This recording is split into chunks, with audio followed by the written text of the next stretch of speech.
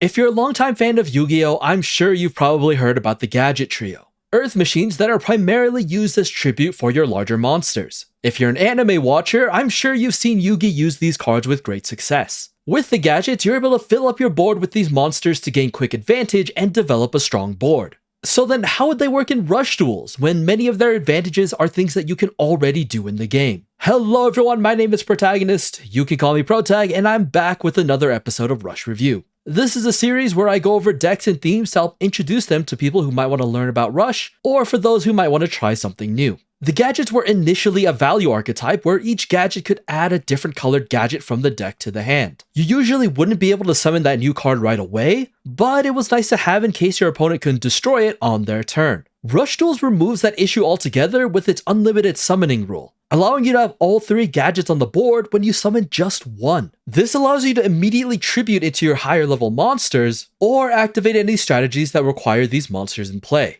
But we also can't ignore the elephant in the room. I mean, if the elephant was a giant mechanical robot of destruction. Yes, the gadgets now have a maximum monster. A Rush Duel exclusive summoning mechanic where 3 cards can combine into one powerful monster with 3 different effects. It isn't the first time we've seen old archetypes gain a maximum monster when they're ported into Rush, and I'm sure it definitely won't be the last. So what's the blueprint to create the best deck? First, we gotta see what parts we're working with. Then we can see what other cards and tech mesh together with these gadgets to provide the greatest efficiency. And finally, we'll have to consider the stressors of the machine, things that would make this deck break down. To start things off, we gotta talk about the 3 main gadgets. Red, green, and yellow gadget have the ability to pull a corresponding gadget from the graveyard to your hand. If you forget what color gets which gear, just look at the background. Red gets yellow, yellow gets green, and green gets red. So like I mentioned before, just one of these gears has the potential to get you all 3 colors on the board. I can't stress how strong these cards can be. Being able to get up to 4 low-level monsters off of one card is incredible value.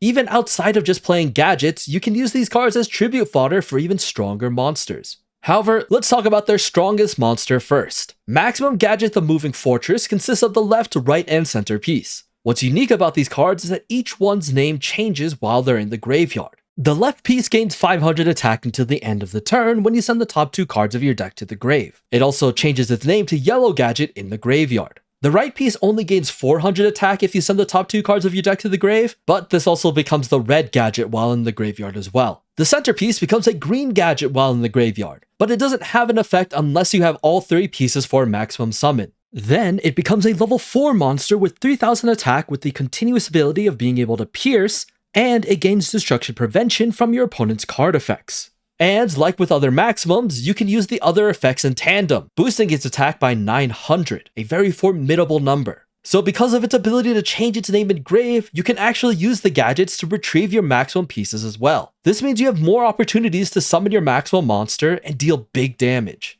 Other than that, we have some spells and traps that help keep this machine running. Boot Up Pulverized Gear Crusher asks you to send 1 level 4 Earth Machine monster from your hand to the graveyard. Then you can destroy 1 face-up level 8 or lower monster or 1 face-down card on your opponent's field. It also locks you into attacking with only Earth Machines for the rest of the turn. Next up is Mobile Deployment Gear Start. At the cost of 1000 life points, you can add up to 2 level 4 Earth Machine monsters from your grave to your hand. If you do, you can only attack with monsters in maximum mode for this turn. This is another great way to bring your maximum pieces back from the grave to get your fortress up and running again. And then finally, we have the trap card, Boot Up Order Gear Force. This activates when an opponent's monster declares an attack, while the only monsters on your field are face-up level 4 or higher Earth Machines. Then you can destroy attack position level 8 or lower monsters on your opponent's field, up to the number of monsters on your own field. To me, I think this is an alright trap card. Personally, I'm not yet convinced of its usefulness at 3 copies, but it's definitely a trap that can help you in a pinch. And so we've actually covered all of our gadget-centric cards. So let's move on to the cards that can actually reinforce our deck and augment it into something even stronger. If you're a Yu-Gi-Oh veteran, you probably know that the gadgets have had some support from Ancient Gears, and Rush is no different. Ancient Gear Gadgetron Bana, like its other Ancient Gear counterparts, prevents your opponent from activating traps when this card attacks. It also has the continuous effect of getting 300 attack and card destruction prevention if you have one of the 3 gadgets in your graveyard. You could consider this your second boss card when you don't have a maximum on the field. And it's super easy to have gadgets in the grave when you have so many in the deck. Ancient Gear Gadgetron Manticore needs you to shuffle a red, green, or yellow gadget from your grave back into the deck. Then you can remove a spell or trap on your opponent's field, but it also locks you into attacking with Earth Machines for the turn. A problem you really shouldn't be worried about. Ancient Gear Tyranno is another solid pick since it contributes someone with 1 less material if you have a face-up Earth Machine with a continuous effect. And since it's an Ancient Gear, it also has the trap card prevention when it declares an attack. Ancient Gear Workshop can be used to bring back these monsters if you ever need additional ones for your plays. Ancient Gear Barrage can destroy a card on your opponent's field if they declare an attack and you send 4 machine monsters from your grave back into the deck. Gear Section is a field spell that gives all face-up Earth Machines on the field 200 attack. It can also reduce the number of tributes needed to summon an Earth Machine with the same attack and defense. This is an alright card to add. The buff isn't that much, but it's really the secondary effect you're going for, and it could be pretty useful if you focus more on the Ancient Gear strategy. But those aren't the only Earth Machines that exist in Rush Duel. Joint Techs are a very diverse theme of cards that can also synergize well with your gadgets to provide even more coverage. Joint Tech Dig Up is a spell that, at the cost of sending 1 Earth Machine from your hand to the graveyard, lets you excavate the top 3 cards of your deck and add 1 to the hand. The rest of the cards can go either to the top or bottom of the deck in any order, or you can send them to the graveyard. This is a great way to fill up your grave with cards that can be brought back with effects or for other cards' activations. One Joint Tech monster I've seen being used is Joint Tech Spike Centipede. This card needs you to return 1 other level 5 or higher face-up Earth Machine monster from your field to your hand. Then you can destroy a monster on your opponent's field, but you can't activate non-machine effects for the rest of the turn. The tech here is simple enough. 1 gadget can get you the other 2 on the board and 1 extra in hand. Tribute 1 to make Manticore and the other 2 for Spike Centipede. Use Manticore's effect to destroy a spell trap card, bounce Manticore back with Spike Centipede, and then destroy a monster. You can then summon the extra gear in hand, tribute again for Manticore, and there you go. This gives you a way to remove multiple cards at an efficient rate. And if you want to reuse the Spike Centipede more, adding a Joint Tech Cobra can help with that. If you have no other monsters on the field, you can add back a Joint Tech Arc Scorpio, Spike Centipede, or Rex from your grave, and special summon it in face-up defense position. Once again, you can't activate effects other than machine monsters for the turn. And here's one I found interesting that I wanted to share. Since it's super easy to bring out 3 effect monsters, there might be times where you might not have a maximum available, or just want a bigger monster on the field. Enter God Marju Garzet, a Rush-exclusive Garzet monster that can only be tribute summoned by using effect monsters. This card gains attack equal to the total original attack of all the effect monsters used as tribute. If you summon this card with 3 tributes, it gains an additional 800 attack. Definitely nothing to scoff at when you roll in with huge numbers thanks to your gadgets. I've also seen some duelists use Machine Inspector. A card, while only being at 1, can still be a powerful tool in your arsenal. Each player must excavate the top 4 cards of their deck. You can then send up to 2 excavated machine monsters or trap cards to the grave. The other cards must be sent to the bottom of the deck. If you did send a trap to the grave for this effect, you get to draw a card. This, like Joint Tech Dig Up, is mainly used to send more machines to the grave. You're honestly not really running a lot of traps in this deck. The more resources you have in there, the better and easier it'll be to activate any future effects. Land Porter Max is another utility card you can play. If you send a monster on your field to the grave, you can add an Earth Machine type maximum monster from the grave to your hand. If you do, flip a coin, and if you get 2 heads, you get to draw a card. This does feel a little expensive for what it is, but you could combine this with Slot Machine PG7, which can bring back a monster from your graveyard that utilizes a coin toss effect to get more value from it. Another card that came out in this set, Support Unit Kuma Mimi, could be used as well, having the continuous effect of being able to give face-up Earth Machine monsters 500 attack and piercing. I personally don't see this card being used too much, but if you really want the extra effects, then by all means go for it. Here are some other spells and traps that you can add as well, outside of any staples that we might have already talked about. Time Machine is a new addition from Salamandeus of Scorching that can be used here. When exactly 1 monster is destroyed by battle, you can activate this card and special summon that monster from the grave to the field exactly as it was, even if it was a maximum.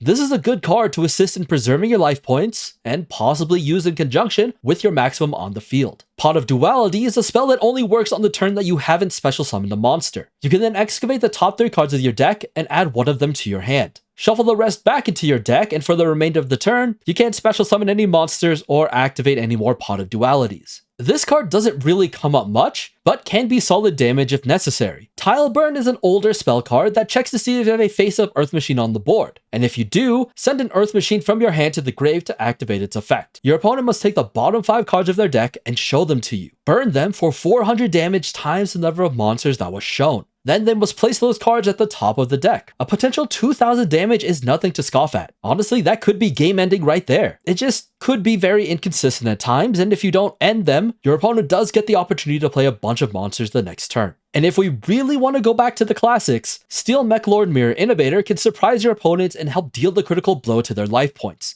Choose up to 3 monsters in your grave that are the same type as this card, and shuffle them back into the deck. This card then gains attack equal to the total levels of those monsters times 100. If you shuffled only 1 monster by this effect instead, it gains Piercing. In terms of legend monsters, Card Trooper, one of the more recent additions, can be used here as a great way to get cards in the graveyard and in hand. And as an additional bonus, it could be brought back by using Ancient Gear Workshop, giving you even more value. If you don't think you need that sort of advantage, you can never go wrong with Ancient Gear Golem, a powerhouse of an attacker that can just hit hard and be a general menace on the board. However, if you're worried about back row and still don't have good options for it, Mobius the Frost Monarch is a great way to answer them while still having a strong monster on the field. Your legend spells are going to be pretty basic, just get more cards in hand or in the grave. The 2 best cards to do that are Graceful Charity and Pot of Greed. Play around and see which one you prefer to have in your deck. It really just depends on the playstyle you're using. If you aren't worried about that or still worried about the back row, you could use Giant Trunade to bounce them all back to your opponent's hand. For legend traps, you can have the typical Mirror Force or Magic Cylinder. But since some of the cards you're running do have Piercing, I can finally make a better case for quicking Mirror Force. By turning all of your opponent's monsters to defense position, you can easily apply your Piercing effect and deal more damage than initially expected. So then, what are the shortcomings of the deck? Well, for starters, no thematic back row removal. You're really gonna have to rely on your staples and other cards to assist in preventing yourself from being rocked by your opponent from a surprise Mirror Force or anything of the sort. You also have pretty low attack power for this deck. Since your main boss is the Fortress, 3900 native attack is not a great number to be looking at, especially when that can be reduced by card effects or possibly be even hit over. Thankfully, this card does have protection from all card effects, so that's a relief at least. But that's the reason you're going to need other cards like Ancient Gears to act as alternate win cons in case your maximum isn't enough or gets destroyed. Before we end though, I'd like to try something new and share some deck lists featuring some of the strategies I've mentioned in the video. You know, just as a stepping stone for those that might want to try them out. Please keep in mind that these are not perfect, and if you want to change them up, I encourage you to do so and share them here if you want. Let's start with the Ancient Gear and Gadget deck. The goal of this deck is pretty simple. Hit hard with your maximum or deal tons of damage with your Ancient Gears and Kuma Mimi. I don't have much else to say about this deck besides the lack of back row removal, so play around with it and see what works. Next up is the Joint Tech and Gadget deck. This utilizes the Spike Centipede and Gadgetron Manticore combo that I mentioned before. There's also the Imaginary Reactor and Monster Reincarnation set so that you can try and get your higher level monsters back out on the field.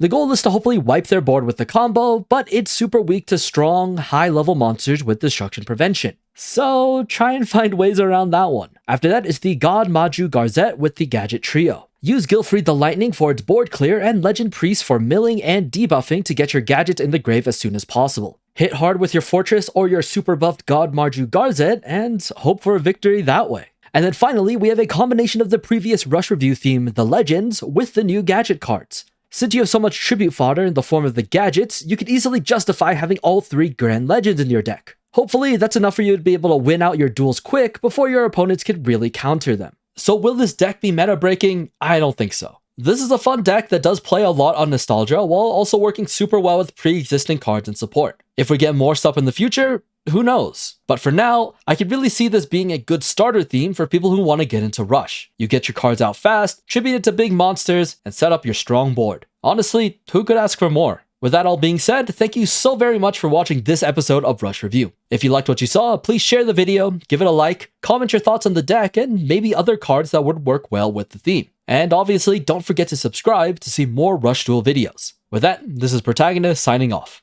Peace.